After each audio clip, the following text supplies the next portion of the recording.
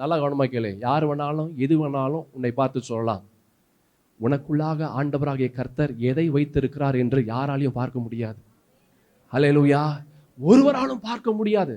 சொந்த அப்பாவாலேயே பார்க்க முடியல, சொந்த சகோதரனால பார்க்க முடியல, அந்த தேசத்தின் ராஜாவால பார்க்க முடியல, இவனுடைய சத்துருவனால பார்க்க முடியல, யாருனாலையும் பார்க்க முடியல.